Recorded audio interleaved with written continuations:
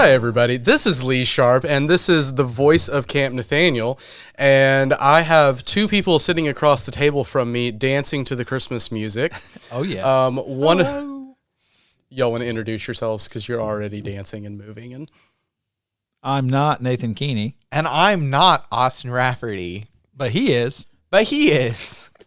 Sorry, Lee. I'm sorry. Okay, for all of our podcast listeners, Steven is still not here right now. He is taking care of some pastoral duties. We're happy for them taking care of all of those things that he needs to get done. But you got us, and we're awkward and weird. And I don't know. Just you know what? You got what you got. Feel free to, if you want to jump to the next episode, I guess you could. But until then, we're here to discuss Christmas. We are. So Nathan Keeney and Austin Rafferty, how are y'all doing? We're recording this a little bit ahead of time. Yes. But I know that both of you have already started listening to Christmas music by this point. Definitely. Oh, yeah. Definitely. Yes, I have. This is like in the middle of, we're still like beginning of November here, guys. Yeah, we waited we're just getting ahead of time on recording things, and apparently the Christmas festivities have already started. I have broken my rule. I have watched a Christmas movie already. Which, like, that, to me, I'm like, I'm not going to watch Christmas movies until after Halloween, but this was definitely, or the 31st. I definitely listened to, or watched a Christmas movie for research purposes for this episode. Oh. And then also, I already had my Christmas tree up before the 31st. So the lights weren't on because it was a battery pack and I didn't have the correct batteries for it. So, but now the lights are. But if you had batteries, it would. Yes. It would immediately already be on. And they are on. It's just a little guy because I live in a little apartment, but it's up. It's festive. We're ready to go, man. I try to put up as many trees as possible. I have 7 children, so one year I was like, hey, let's let them all have their own. Oh, we ran out of trees, but I have a few. We did have a lot. It was awesome. I have 2 or 3 that you could borrow. Yeah, they're for escape room purposes mostly, but I like it. So for context for everybody, Austin Rafferty is our camp director. Yeah, and Nathan Keeney does a lot of our activities during the summer. So when he said breakout rooms there, that's one of the newer activities for summer. Not that this is not an advertisement for summer camp, but it always is. But if there's a way to advertise there, hey, if you've got kids who, I know that this is coming out on December 1st. I know that we're going out and visiting a lot of different people. If you've got kids that are wanting to come to camp during the summer, by all means, there is still time for them to be able to work on. We've got some camp lessons that they can complete. If they complete those lessons, they come to camp for free. You can also go online and request those lessons, just in case your kid isn't, for some reason they're not getting their lessons to you at home. Request them. We will send them right to your door. So.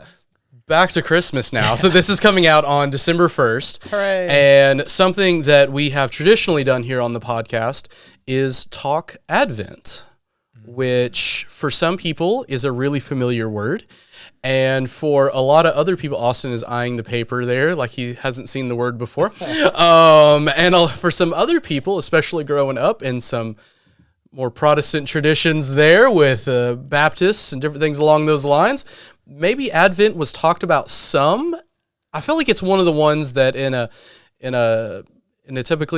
say as I grew up Baptist, in a Baptist church, you would talk about Advent. A lot of the other sort of liturgical events and calendars you don't talk about a whole lot, but Advent was one that was like, hey, this is something that we do. It's something that we prepare for. So the quick definition there of Advent is it is preparing, more specifically preparing for Christmas. So preparing for the birth of Christ. And that's something that we're going to be discussing today. And in discussing that, going with the idea of Christmas carols. And this is the reason that I really wanted to invite Nathan, because he had a lot of stuff that on Christmas carols that he wanted to talk about. And in thinking about Advent and being like, okay, well, how do I get ready? How do I prepare myself for the coming of Christ, for Jesus being born? And a really great way to do that is through music. Mm-hmm. This is what we listen to. It's what gets stuck in our heads. Music, famously, it's the thing that we can remember, even if we think we have a bad memory. Music is the one thing that it doesn't matter how bad the memory is. You can, right? For some reason, our brains are just wired so that we remember songs. Yes. Oh yeah. Christmas music is a big thing for sure, and like we've already said, it is. We have dived into listening to it more and more, but. So we discussed it when is the appropriate time to start, in your opinion, to start listening to Christmas music? Whenever you feel like it. It's the middle of summer and Nathan's walking across campus listening to Christmas music. I'm like, you know what sounds great? Let's just listen to What Child Is This right now in this moment. I would say right after Halloween. So here's whenever you want, but also like exclusively listening to Christmas music. Like I'll listen to other music in between, but like I would say if I'm exclusively listening to Christmas music after Thanksgiving. Like that's all I'm listening to, if that makes sense. And like other forms of media like podcasts and books and stuff, but anytime you want, lightly, but like dedicated time after Thanksgiving. I don't know if I ever get into a time where it's only Christmas music, even up until the day of Christmas. But yeah, but I definitely start listening to Christmas songs. Yes, more frequently. We have them in our house in the background playing after Halloween. There you go. Yes. So in researching for this episode, I was looking up different things was looking up different Christmas carols. But then was also talking about like music and the importance of music, because I myself am not I was gonna bug Steven about it if he was here, because he's got the music thing that he plays guitar, he plays drums, he plays all kinds of different instruments. I play none of them, and so I am not the musically inclined person there. But in researching just throughout the Bible, just looking at exclusively New Testament, because I know that you can go to Old Testament, you can go to the Psalms, and every single one of them is a song. But getting into the New Testament, there are constant reminders that, and this is just a build onto that importance of music, of how important music is to the body of Christ, to the church. And these are three of them that stood out here. The last one I thought was a little bit surprising, because I don't usually think about it this way. But in the book of Ephesians, chapter 5, verse 19. Again, if you've got a Bible, feel free to open that up. If you've got verses, different thing like that. If you're driving in the car, you got a pass, you can just listen to it as we're going along. For Ephesians chapter 5, verse 19, says to speak to one another in psalms and hymns and spiritual songs, singing and making melody in your heart to the Lord. Keep in mind, most of these letters that are going out, all the verses that I have here are from different letters in the New Testament. These letters are going out to churches to encourage them. Many of those churches are going through persecution. They are being written, some of them by Paul, where he is going through persecution. There's a lot of hard things going on, and he's saying in the midst of some of those hard times, you need to be singing. Oh, yeah. You need to be singing when things are good. You need to be singing when things are bad. If you haven't gone back and listened to our Thanksgiving episode, we gave you a whole reason on why you need to be giving thanks and at all times, and not just when things are good, or making our requests known to God all the time. So another one comes in at Colossians 3:16, says, "Let the word of Christ dwell in you richly in all wisdom, teaching and admonishing one another," talking about the church there, "in psalms, hymns, and spiritual songs, singing with grace in your hearts to the Lord." It's very similar to Ephesians there. And then the one surprising one that I don't think about, the letter that James wrote. Because James, I feel like he's full of if you go and you read through the book of James, there's lots of like, go do this and don't do that and go do this thing. And typically I don't think about him talking about singing. Right. But in James chapter 5, verse 13, and talking about in the midst of suffering, it says, is anyone among you suffering? Let him pray. Is anyone cheerful? Let him sing psalms. And so he's giving some very direct, hey, this is what you need to be doing. If you're suffering, you need to be talking to God. If you're cheerful, you need to be singing to God. And both of those things are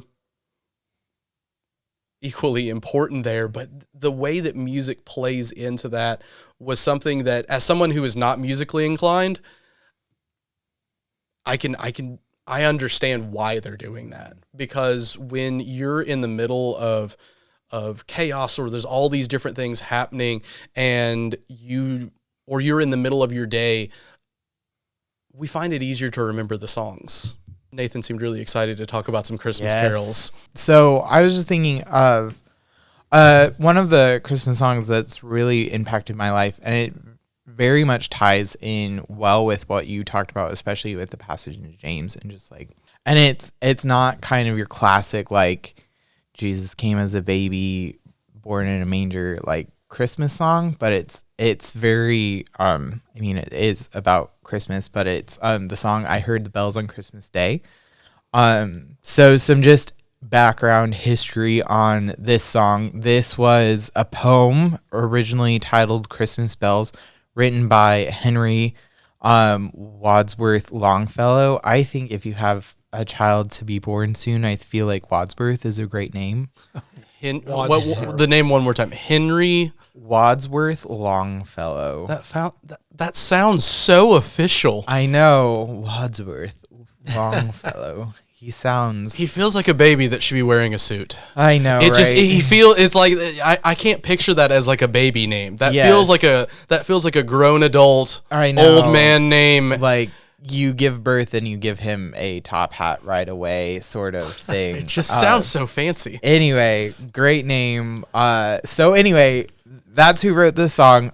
So some just background of this. So 2 years before Longfellow wrote it, he was a renowned poet at the time, very popular among his peers. He lived in Massachusetts, which is very known for its writing history. But anyway, 2 years before he wrote this, his wife died tragically. His second wife, I should say. His first wife died also very tragically. It was during the war between the states, so it was 1863. Okay. So he wrote it in the middle of 63. So with some chaos going on around him. Yes, with chaos, and like if you look at the original lyrics to the poem, like there are references to the war happening. But anyway, so all that, his 2 years before, his second wife died in a tragic fire, and he was gravely injured in that, and so he lost a lot of his, I don't want to say will to live, but he just lost a lot of his hope, and his peace, really. Like if you think about it, like we can all say we've lost someone in our life. I know 3 of us have all lost parents in our life. And like you listening to I'm sure can pinpoint a time of loss and just how hard that can be, especially losing someone so close to you. They were married for 18 years. That was a lifetime, really, for them. They had raised their children, and all of that. And he lost her, in, again, a freak accident. He was severely injured. And then also the nation is in turmoil at the time, too. And as a result, his son ultimately goes off to war. He enlists. And he pens this poem on Christmas Day. Longfellow wrote the poem on Christmas Day in 1863. I'll read some of the verses for you guys. We don't sing all of the verses normally, but it's, I heard the bells on Christmas Day. Their old familiar carols play. Wild and sweet, their words repeat of peace on earth, goodwill to men. And you think of this like peace on earth, goodwill to men. And you just think of that and think of what he was going through. Like his son was injured in a battle. His wife is dead. Like he doesn't have peace in his own life. He goes on to say, in despair, I bow my head. There is no peace on earth. I said, for hate is strong and mocks the song of peace on earth, goodwill to men. And then the last stanza says, then pealed the bells more loud and deep. God is not dead, nor does he sleep.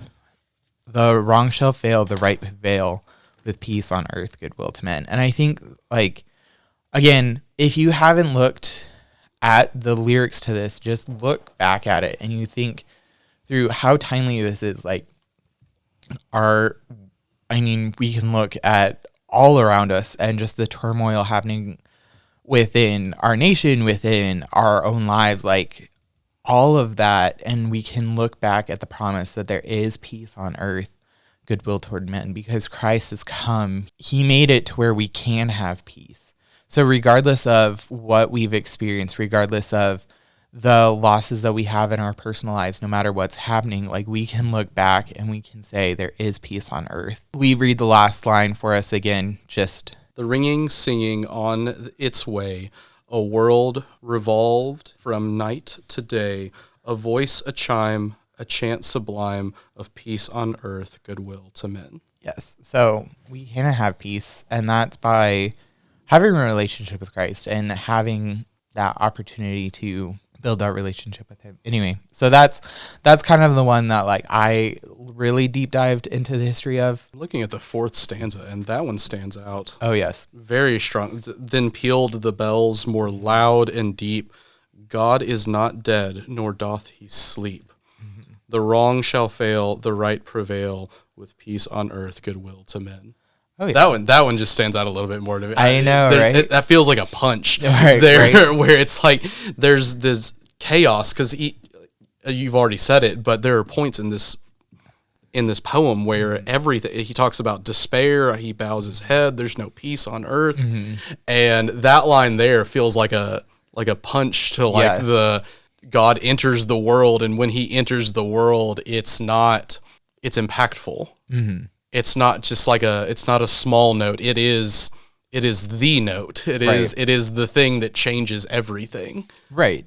The one who changes everything. Yes, and because if you look at it, like he wasn't waiting for there to be peace on earth. There was not peace on earth when he came into the world. Like everybody hated each other at that time. There was a lot of strife. There was a lot of malice happening, and so like he didn't wait for there to be peace. He brought the peace. And I think that that's an important note. Again, at this time, to remember is just how we can have that peace. Austin, did you have a favorite hymn? Specifically for if you don't, I've got mine pulled up here. I was going to say, I say pulled up here.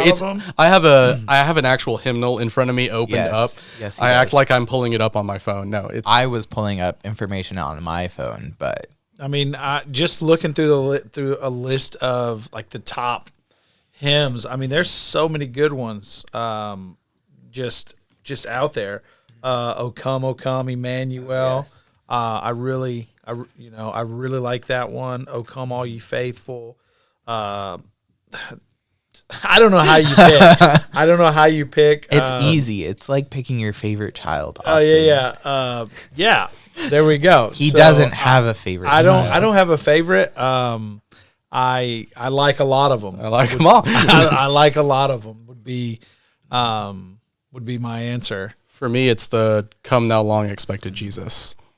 That one was a Charles Wesley hymn there, yes. And I tried to look up the story behind how this song was written to see if it had any deep sort of extra meaning to it, and I think it was just he wanted to write the psalm there. So there may be a story behind it that I'm missing. If I'm missing that, by all means, comment. Yes. Let me know that I'm missing that story. But the deep meaning may just be that Jesus Christ, the Son of God, came to earth, and I think that's as deep as you're gonna get. And I love the way it just, "Come thou long expected Jesus, born to set thy people free. From our fears and sins release us.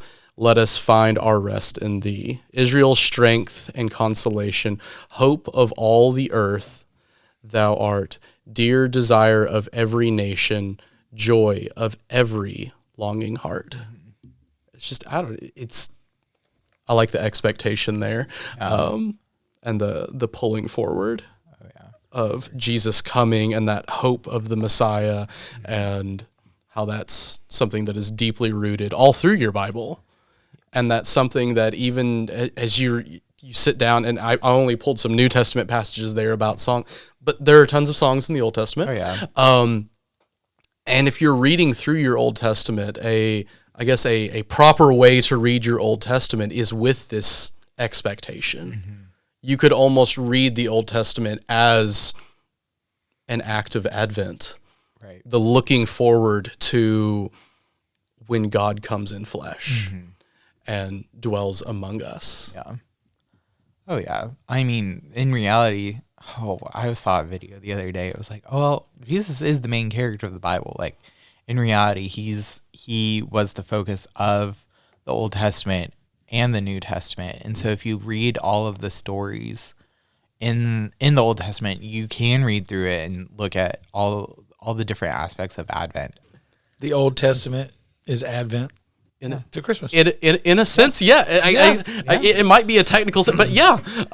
You could probably sit down and make the argument to where it is all one really long Advent. So in that case, what we're saying to those that think you shouldn't start getting ready for Christmas, I would argue, you should start way back in like January. Yeah, you should always be ready for Christmas. Always getting ready. That's right. And ultimately, you can make the argument as well that every Sunday when we gather with the church, when we gather with other people, we are gathering in expectation that Jesus one day is going to come back. Yes. As we're preparing the Advent for the first coming of Christ, we're also getting ready for the second coming. Mm-hmm. And every time we get together and we worship and we sing and we eat and we hang out and we spend time discussing the Bible and Jesus, we are in a season of waiting for him to come and to return. And so I could see you make the argument that it's an all year thing. Yeah. There is never a point where you are not in eager expectation.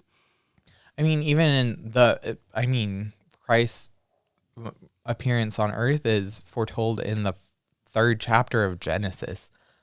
That's pretty close into not that deep into the story, really. Yep. So right at the beginning. Yes. The beginning there. Yep. So with that, guys, I think we'll end on that note there. Mm-hmm. We talked about summer camp a little bit. I don't know if we have any big events coming up right this second. If you can, hop over to campnathaniel.org. We'll have a few different events coming up for this next year. We've got a lot of stuff coming up in kind of coming up. So I want to say in the spring, but really it's in the winter. Right. So in later winter, we have more events coming up. Be checking out our Facebook and letting us know that you're coming to some of those events. You can get excited about them. If you want more information on Camp Nathaniel, by all means, reach out to us, give us a call here. And anything else y'all want to add before we jump out? So I just got to throw, so you mentioned Advent. So I immediately text my wife and I was like, hey, what is the Advent that we had been using the last, because I knew it was a nativity set, but I didn't know if there's a specific name. And so she gives me a picture and she's like, oh yeah, this is the one we wrap and, we open and we talk about in preparation for Advent. But then getting ready, it's again, very shortly now when we're recording after Halloween. And she says, oh, this is the perfect time to tell you. There's this whole new Advent set on sale right now. The one I've been wanting for years. So Austin might end up with a new one there. And then the last 3 messages, there was a lot. Sale, very pretty, me want. There you go. Well, guys, if you've got an Advent calendar that you're working through, by all means, go for it. If you don't have one, you can look up. There's different things online that you can find there. But really take some time, look into the book of Luke, especially the first and the second chapter there. And it is okay to walk through those things slowly with your families. If you've got little kids, by all means, walk them through a few verses at a time, talking about the coming of Jesus and what he's doing there. And if that's something that's new to you, by all means, it's I want to say if you've never done that time with your kids before and done that Advent, it may be a little bit awkward, but it's okay. Just be awkward and just do it anyway. Yeah. And the more that you do it, the easier it's going to be, and you'll start having these conversations with your kids about what it means to learn more about Jesus. And if you are new to all this and you're like, oh, I don't know if I know a whole lot about Jesus. On Sunday, I'm going to encourage you, find you a good local church, get in there, talk with the pastor, ask them. They would, especially during this time of year, would probably love to sit down with you and have discussions on what it means to follow Christ and to look forward to look back at his first coming, and then to what it means to look forward to his second. So with that, guys, thank you all for hanging out. We'll be back with the podcast on the 15th with one more Christmas episode, and then we will wrap the year up right after that. So lots of things to get ready for, and we'll see y'all in a couple weeks.